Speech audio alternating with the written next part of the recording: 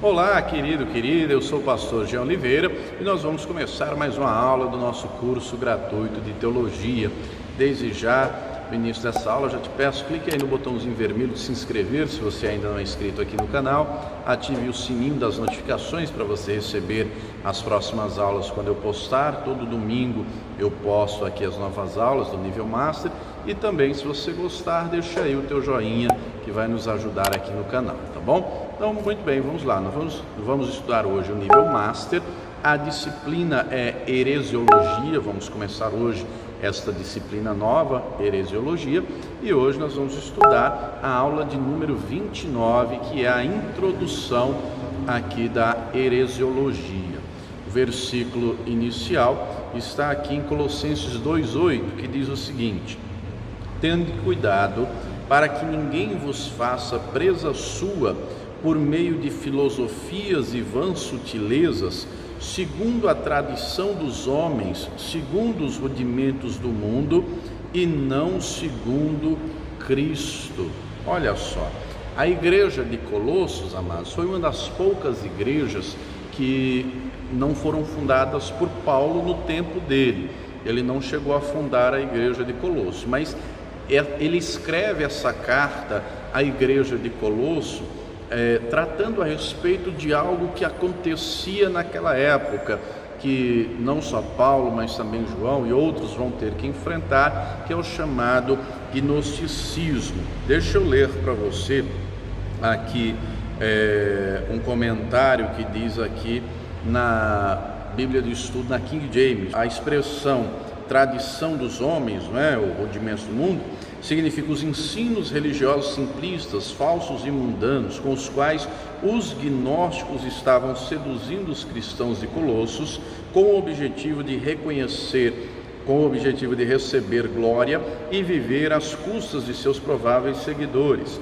Paulo se insurge contra a heresia que já campeava entre os colossenses. Esta heresia afirmava que uma pessoa, para ser salva, precisava combinar fé em Cristo com certos conhecimentos ocultos e com uma série de regras da tradição judaica, como a circuncisão, restrições na ingestão de certos alimentos e bebidas, bem como a observância de rituais e celebrações religiosas e dias especiais. Olha só, aqui na apostila, traz a tradução, traz aqui o significado da palavra sutileza.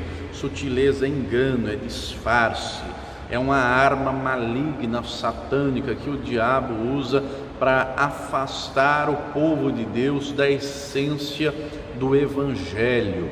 E naquele tempo, no tempo de Paulo, era o gnosticismo. Gnoses, do grego, quer dizer conhecimento. Os gnósticos sustentavam que tinham um conhecimento a mais, além dos apóstolos. E dentre outros ensinos, nas próximas aulas nós vamos falar, mas só adiantando, eles defendiam que o espírito é bom e a carne é má. Se o espírito é bom e a matéria é ruim, Jesus não pode ter vindo em carne, ele só veio em espírito.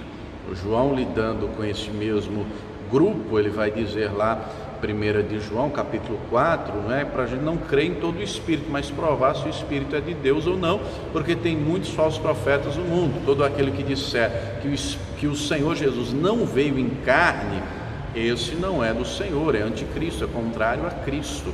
Então, os gnósticos e umas outras heresias haviam naquela época, como hoje também existem diversas outras heresias. E é importante nós estudarmos as artimanhas satânicas, minha gente, existe desde o Éden, desde que Deus criou Adão e Eva e os colocou lá no Éden. Satanás já faz de tudo para nos afastar da presença do Senhor, de andar com o Senhor, com o Todo-Poderoso, tá?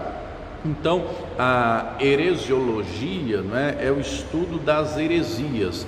A palavra heresia vem do grego, airesia, que significa opinião, escolha, seleção, preferência. É uma opinião contrária, uma opinião escolhida.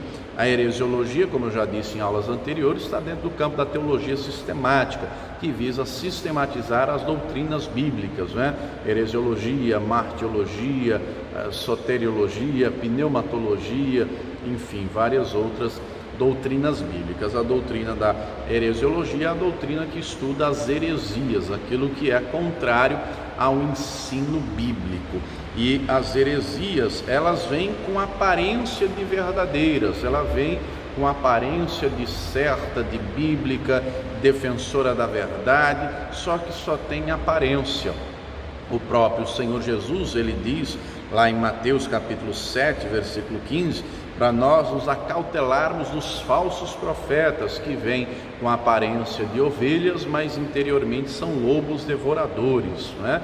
E o Senhor Jesus deixa claro que pelos frutos o conhecemos.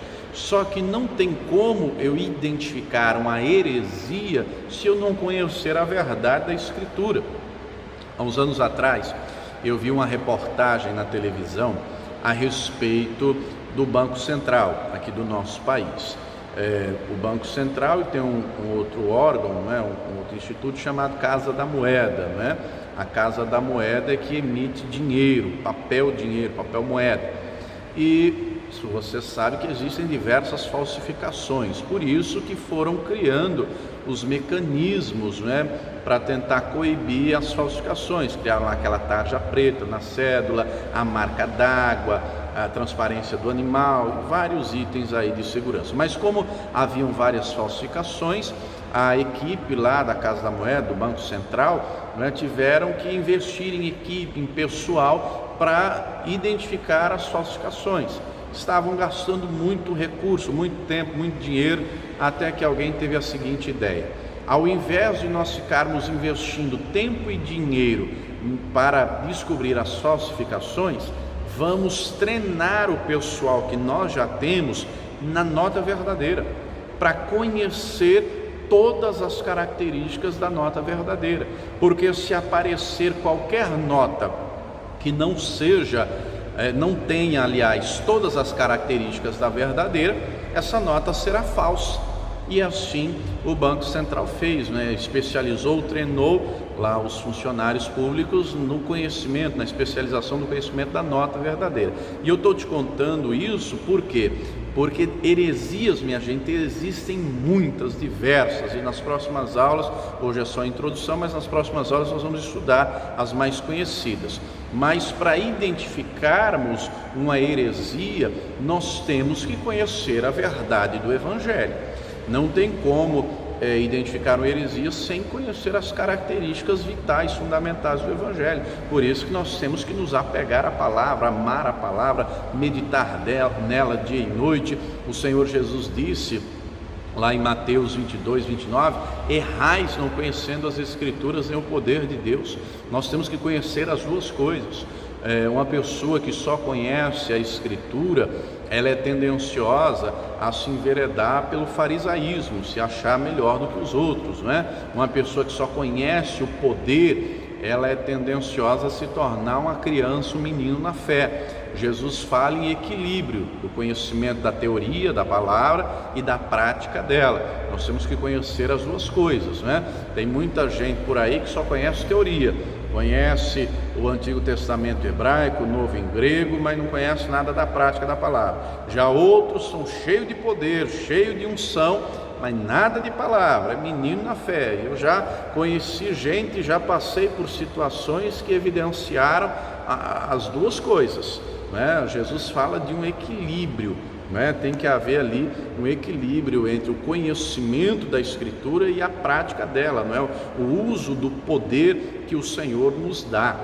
E aí poder, nós já estudamos no nível expert a respeito dos dons, né? Dos dons espirituais, enfim, mas tem que haver equilíbrio, como houve na vida do Senhor Jesus. Ele conhecia e vivia a palavra. E lembrando que o foco do ministério do Senhor Jesus, amados, era ensinar a palavra, era ser o exemplo vivo, era viver como verdadeiro filho de Deus, não só obedecendo, diz lá Hebreus 5:9, que ele se tornou a causa de eterna salvação a todos os que lhe obedecem. Ele não só obedeceu, mas ele agradou ao Pai em tudo.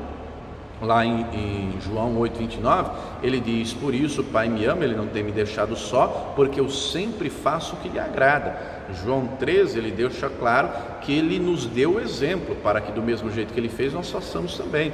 Então nós temos que imitar, como Paulo diz, mais de uma vez, sermos imitadores de Cristo, conhecendo o Senhor, amando a palavra dele, gastando tempo na oração, praticando o que a palavra ensina, sendo um exemplo vivo, porque assim, quando as heresias aparecerem, os erros teológicos, nós poderemos identificar com facilidade, saber agir conforme a palavra de Deus. Daí a importância vital de conhecermos a palavra, de meditarmos nela, não é? O próprio Deus nos dá ordem que a palavra dele não pode estar só no papel, tem que estar em nosso coração. Nós temos que meditar nela dia e noite. Ela é lâmpada para os pés, ela é luz para o caminho, ela é espírito e vida, tá bom? Então nós conhecemos os falsos profetas pelos frutos.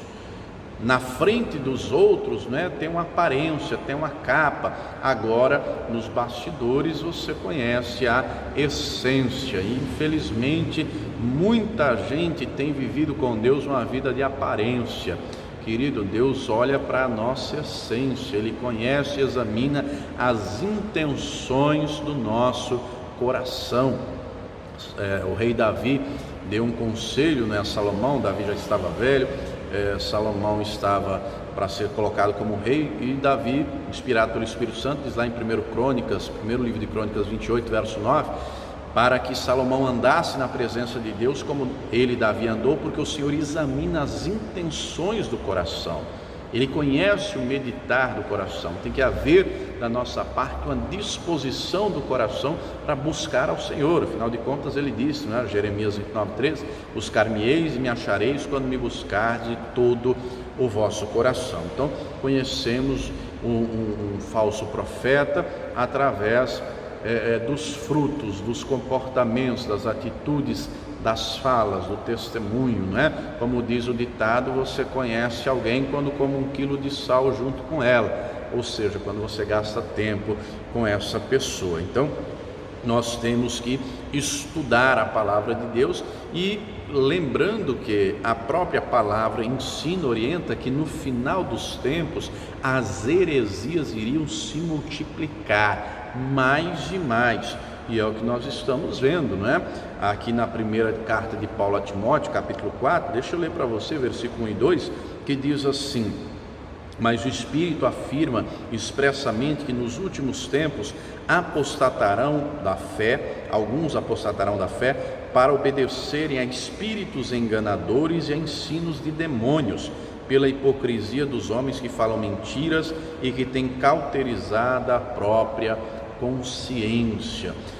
Os falsos profetas geralmente gostam de falar aquilo que as pessoas gostam de ouvir. As heresias, elas são atrativas, porque o evangelho, querido, tem que haver esforço da nossa parte, tem que haver o nosso sacrifício pessoal, a nossa renúncia, O Senhor Jesus deixa claro. Deixa eu ler aqui para você algo elementar do evangelho.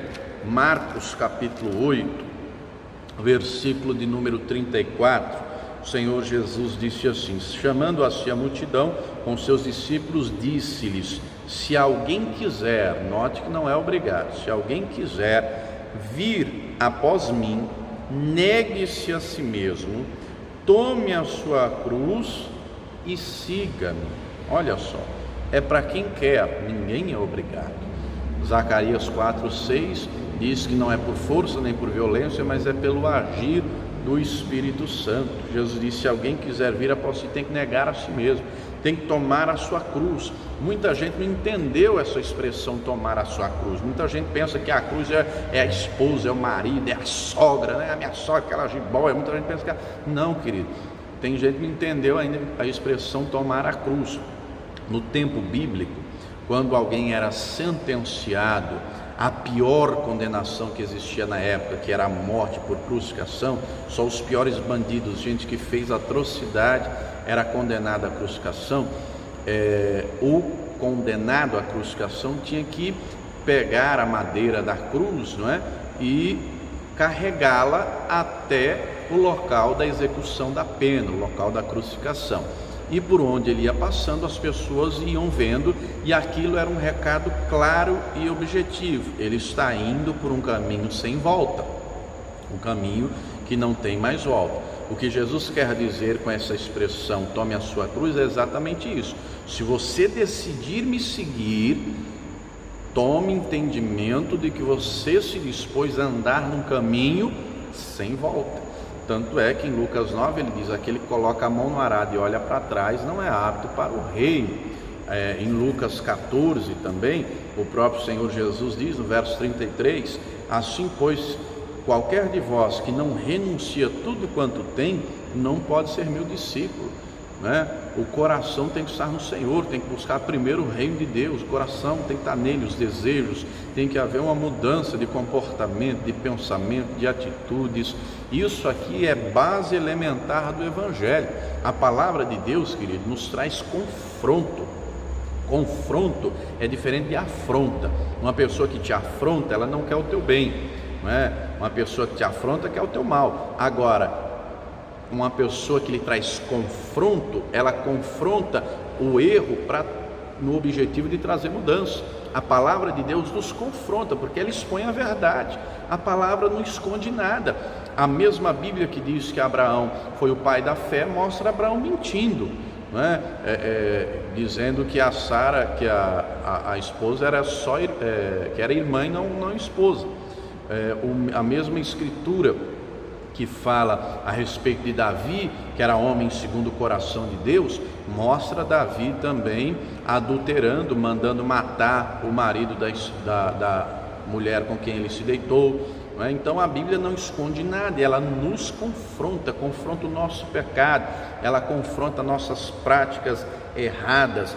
E deixa eu ler um texto aqui para você que eu gosto muito, e deixa eu ler aqui na King James, que é 2 Timóteo 3, 16, 17, que diz assim: toda a escritura é inspirada por Deus e proveitosa para ministrar a verdade, para repreender o mal, para corrigir os erros e para ensinar a maneira certa de viver, a fim de que todo homem de Deus tenha capacidade e pleno preparo para realizar todas as boas ações. Então é a palavra de Deus que ensina a verdade, é a palavra de Deus que repreende o mal, é a palavra de Deus que ensina a maneira certa de viver. Por isso nós temos que nos dedicar ao estudo desta palavra, conhecer e praticar e crescer na graça e no conhecimento do Senhor. Mas muito bem, voltando aqui na apostila, tem aqui o termo aireses, que vem do grego, tem aqui as citações em que aparece a aireses do original, aqui em Atos 5, Atos 15, Atos 24, 26, 28, e os demais textos. E deixa eu lhe citar um texto que está na carta de Judas, o apóstolo Judas, e esse Judas aqui não é o Iscariotes, tá? O Iscariotes se enforcou. O Evangelho narra isso, Atos capítulo 1 também narra isso. Esse Judas que tem a carta antes do Apocalipse, que é curtinha, só 25 versículos, ele se identifica no versículo 1 como sendo Judas, irmão de Tiago. O único Judas, irmão do Tiago no Evangelho, está lá em Mateus 13, dos 55 em diante, são os meio-irmãos do Senhor Jesus. Depois que o Senhor Jesus nasceu, José consumou o casamento com a Maria, e lá o texto de Mateus 13 vai dizer que nasceram 4 filhos, da Maria, fora as filhas. Nasceu um outro José, um Simão, um Tiago e um Judas. Então o único Judas, irmão de Tiago, é esse aqui, e a carta do Tiago também, esse Tiago, meu irmão do Senhor Jesus. Mas muito bem, no versículo 3 e 4 da carta de Judas diz assim: amados, procurando eu escrever-vos com toda diligência acerca da comum salvação, tive por necessidade escrever-vos e exortar-vos a batalhar pela fé que uma vez foi dada aos santos, porque se introduziram alguns que já antes estavam escritos para este mesmo juízo, homens ímpios que convertem em dissolução a graça de Deus e negam a Deus, o único dominador e Senhor nosso, Jesus Cristo. Olha só, e aqui na carta de Judas ele vai citando um monte de exemplos, gente que era como Corá, como Abirão, gente que era como Caim, como Balaão, ele vai citando diversos exemplos aqui, né, que converte a graça de Deus em dissolução, ou seja, acha que a graça nos dá a prerrogativa de fazermos o que quisermos.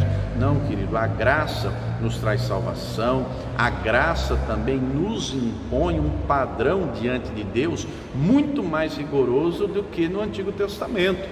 A santidade é regra desde o Antigo até o Novo Testamento. Para você ter uma ideia, no Antigo Testamento para haver homicídio, o mandamento era não matar, mas para que alguém cometesse o mandamento, transgredisse o mandamento, tinha que ter um cadáver. No Novo Testamento, se Jesus diz, Mateus 5, se só desejar a morte do irmão, chamar de louco, você já está matando ele.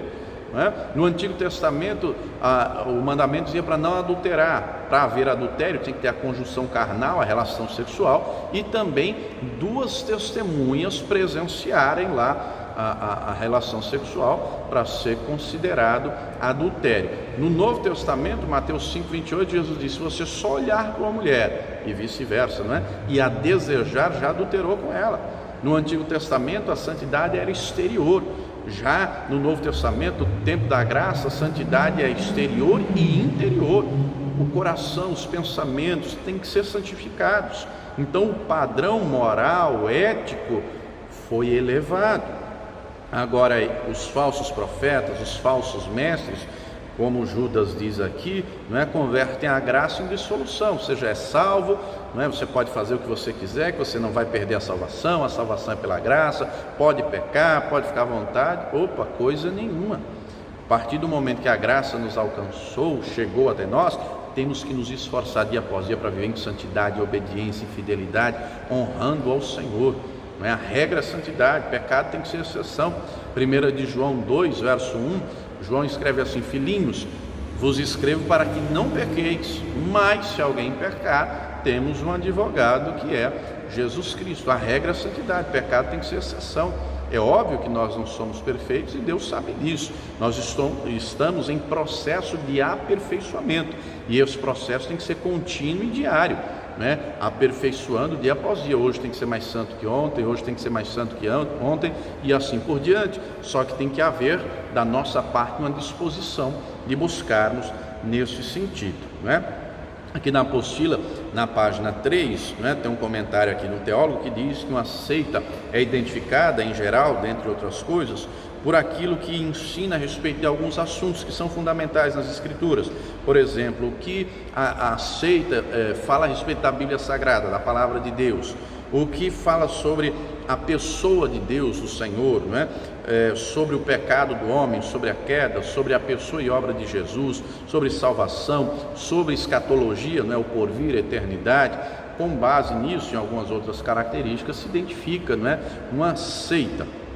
Aqui na página 4 da apostila, fala algumas razões, tem um comentário aqui desse mesmo teólogo a respeito de algumas razões sobre o surgimento de seitas no mundo, A ação diabólica, está lá, segundo aos Coríntios 4:4, o Deus desse século. É citado aqui também a ação diabólica contra a igreja, e é citado aqui a parábola do joio e do trigo, O joio é semeado, o inimigo vem e semeia o trigo, O diabo trabalha contra a palavra de Deus para roubar a semente do coração daqueles que ouvem, como está lá em Mateus 13:19. Por isso que é importante, o homem de Deus, a mulher de Deus, o pastor, o pregador, aquele que ensina, ele procura ensinar de maneira detalhada, de uma maneira que aqueles que ouvem compreendam, Geralmente pergunto, você está entendendo? Quem está entendendo, diga amém, de uma maneira mais simples. Você já participou, por exemplo, de uma aula ou de um culto, de uma pregação, que o pregador falou, mas você não entendeu nada? Por mais que ele não seja um falso profeta, por mais que ele seja um homem de Deus, uma mulher de Deus, enfim, mas na maneira de transmitir, de expor, de explicar, como diz o ditado, falou 1 quilo, você não entendeu 100 gramas. Já aconteceu isso com você alguma vez? Nós temos que ter um cuidado, quem ensina, quem prega, de explicar, de expor, de maneira que as pessoas entendam, compreendam. Por isso, tem algumas maneiras de pregação. A gente não vai entrar aqui na homilética, que é a matéria que estuda a pregação, mas a pregação ela pode ser expositiva, ela pode ser temática, não é? Ela pode ser expositiva de cunho temático. O ideal é que seja uma mensagem mais expositiva, ou seja, uma mensagem explicada, detalhada, para que quem ouve compreenda, tá bom? Então isso é fundamental. Muito bem, a palavra nos explica, não é, de maneira clara, que nos últimos tempos haveriam várias heresias. Deixa eu ler aqui para você na segunda carta de Pedro. Eu vou ler esse texto na King James. Segunda de Pedro, capítulo 2, versículo 1 em diante, diz assim: assim como no passado surgiram falsos profetas entre o povo, da mesma forma haverá entre vós falsos mestres, os quais introduzirão dissimuladamente heresias destruidoras, até o cúmulo de negarem o soberano que os resgatou, atraindo sobre si mesmos repentina destruição. Muitos seguirão seus falsos ensinos e práticas libertinas, e por causa dessas pessoas haverá difamação contra o caminho da verdade. Movidos por sórdida ganância, tais mestres os explorarão com suas lendas e artimanhas. Todavia, sua condenação desde há muito tempo paira sobre eles, e a sua destruição está certa.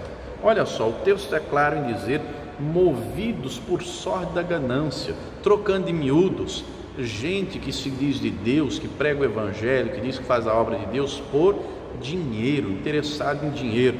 Nós estamos vivendo esses dias de pandemia, de isolamento, né, do coronavírus, quarentena. Tem gente por aí vendendo uma semente que diz que cura coronavírus, vendendo por R$1.000. Depois você pesquisa aí na internet, não é? O Ministério Público está em cima dessa pessoa. Isso é prática de estelionato. Olha só, o camarada pegou, fez um vídeo dizendo que descobriu uma semente que cura o coronavírus e apresentou lá um laudo, um atestado, dizendo que uma pessoa já foi curada porque fez uso lá da semente, e as pessoas que quiserem podem adquirir também, mediante uma pequena oferta de R$1.000. Olha que absurdo, né? Será que uma pessoa dessa está interessada no agir de Deus na vida das pessoas ou interessada no dinheiro? É aquele tipo de gente que nos cultos ensina as pessoas a ter fé em bugigangas, em objetos. Querido, a nossa fé tem que estar no Senhor e na palavra dele, ó, nesta palavra aqui, ó, na Escritura. Nós não temos que ter fé em objeto. Tem gente ensinando por aí, é água ungida, ossos ungida, lenço ungido, é tudo ungido, é martelo, tem igreja por aí vendendo até pirâmide. Olha só que absurdo. Pesquisa depois aí o tanto de coisa de trecaiada aí que estão ensinando as pessoas a crer, a levar para casa. E detalhe, nada de graça, tudo mediante oferta. Olha que absurdo, né?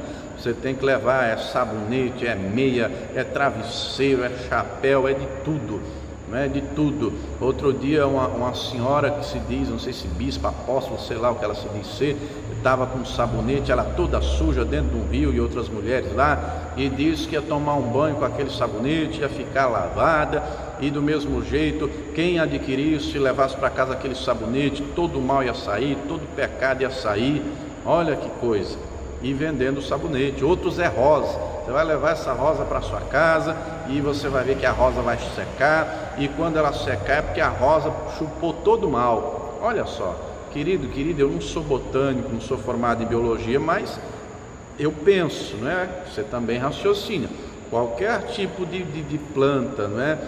De flor, por exemplo, que não está ligada na raiz, em determinado tempo ela vai murchar e secar. Isso é natural. Mas ensinam, e aí várias outras coisas daí por diante, né, que fazem para obter lucro próprio, né, o dinheiro, a ganância. É perigoso isso, está acontecendo, e não é um ou dois, é muita gente que tem feito isso. Nós temos que ter cuidado. Paulo, orientando Timóteo, ele diz, 2 Timóteo 2,15, procura apresentar-te a Deus como obreiro aprovado, que não tem do que se envergonhar, que maneja bem a palavra da verdade. Nós temos que manejar bem essa palavra, temos que conhecer intimamente, porque quando conhecemos a essência do Evangelho, nós nos afastamos das heresias. Não estamos aqui para apontar nem julgar ninguém, esse não é o nosso propósito. Nosso propósito é mostrar a realidade da palavra para vivermos o que ela ensina. Tenha cuidado, examine as Escrituras, o que tem de gente por aí que usa a casa de Deus como comércio, shopping center, né? Vende de tudo. Tem gente por aí, para você acessar o átrio da igreja, tem que passar primeiro dentro de uma loja e vende um monte de coisa, camiseta, CD, DVD e tal, e diz que é para ajudar a obra. Não, vamos vender que é para ajudar a obra. Querido, isso não está escrito no Evangelho. Isso não está escrito no Evangelho, não é? E aliás, o Senhor Jesus, ele por 2 vezes açoitou os vendedores, os cambistas. Na primeira vez, está lá em João capítulo 2, ele açoita os vendedores, os cambistas. Ele fez, né, se você ler na tradução Almeida, vai estar lá um azorrague de cordéis, que é um chicote de corda. Ele fez um chicote, derrubou as mesas, açoitou e mandou todo mundo sair. Na segunda vez, ele botou para fora, não foi só os vendedores e cambistas não, foi até os compradores. Isso é profético, viu? Os compradores, né? A virgem louca. Tome cuidado com isso. A casa de Deus, o Senhor Jesus deixou muito claro: casa de Deus é casa de oração, não é comércio, não é covil de ladrões. A obra do Senhor se mantém mediante dízimos e ofertas, né? Isso aí está na Escritura, é bíblico, tem que ser feito e tem que ser ensinado, instruído de maneira correta, tá bom? Eu vou ficando por aqui. Que Deus abençoe a sua vida, a sua casa, a sua família, tá bom? Se você ainda não é inscrito no canal, se inscreva, ative o sininho das notificações para receber as próximas aulas quando eu postar. Todo domingo eu posto as aulas aqui do nível Master. E se você gostou, deixa aí o teu joinha, o teu like, e deixa aí também o teu comentário, que você gostou, né? Compartilhe com outras pessoas. E também você é nosso convidado a se tornar um pregador do telhado, tá? Vou te dar agora um importante recado. Ouça e nos ajude com essa obra, se torne um pregador do telhado. Deus te abençoe e viva o Senhor Jesus. Você também é nosso convidado a se tornar um pregador do telhado. Os pregadores do telhado são aqueles que contribuem com essa obra, para que esse curso de teologia, esse curso gratuito de teologia aconteça. Você também é nosso convidado a se tornar um pregador do telhado. São aqueles que fazem doações, não é? Você pode doar depositando a tua oferta no Banco Bradesco, agência 1074, conta 35333, dígito 7. Vou repetir, agência 1074, conta 35333, dígito 7, isso no Banco Bradesco. Você também pode contribuir através do Banco Itaú. No Banco Itaú, agência 0355, a conta é 07777, dígito 7. Vou repetir, Banco Itaú, agência 0355, conta corrente 07777, dígito 7. Se você precisar, o CNPJ da Paz e Vida é, anote aí, 52-844-412, 1000 ao contrário, 01. Vou repetir, o CNPJ da Comunidade Cristã Paz e Vida, 52-844-412, 1000 ao contrário, 0. A Escola Superior de Teologia João Henrique Palharim é mantida pela Comunidade Cristã Paz e Vida. Então, torne-se um pregador do telhado. Hoje é muito fácil, né? Você tem aí um celular, um notebook, um tablet, está aí na tua mão, você pode fazer a doação, pode contribuir, e eu tenho plena certeza que o Senhor nosso Deus vai te recompensar abundantemente. Amém?